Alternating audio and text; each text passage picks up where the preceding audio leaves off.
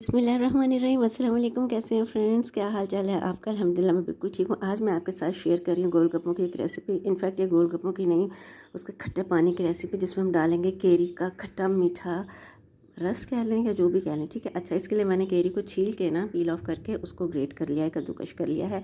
उसका कद्दूकश करके पानी निकाल लिया और थोड़ी सी केरी जो है ना मैंने इसी तरह रख लिया। इसके चंक्स भी मुंह में आते हैं तो बड़ा मज़ा आता है।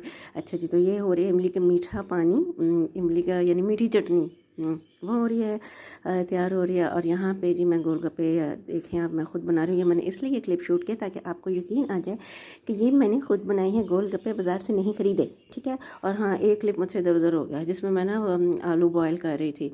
आलू बॉयल करने के साथ ना आप छोटे छोटे से ना वो कर लीजिएगा अनियन, ठीक है ना। उसको चॉप्ड अनियन जो होता है वो आप कर लें। बाकी अपने टेस्ट के अकॉर्डिंग कर लें। भाई हमारी स्ट्रीट फूड की यही तो मज़े की बात है, अपने टेस्ट के अकॉर्डिंग कर लें। वैसे तो ओवरऑल कुकिंग का यही मज़ा है।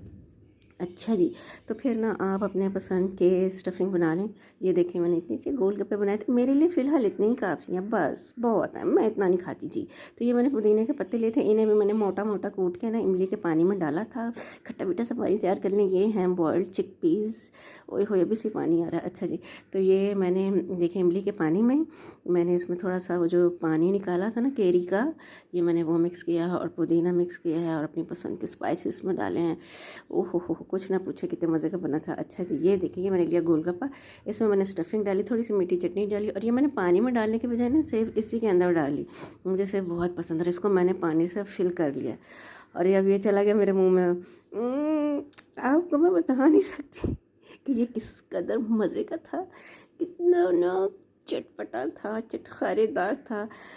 आपने इसको ज़रूर ट्राई करना है, ठीक है। अपना ख्याल रखिए। अल्लाह हाफिज़।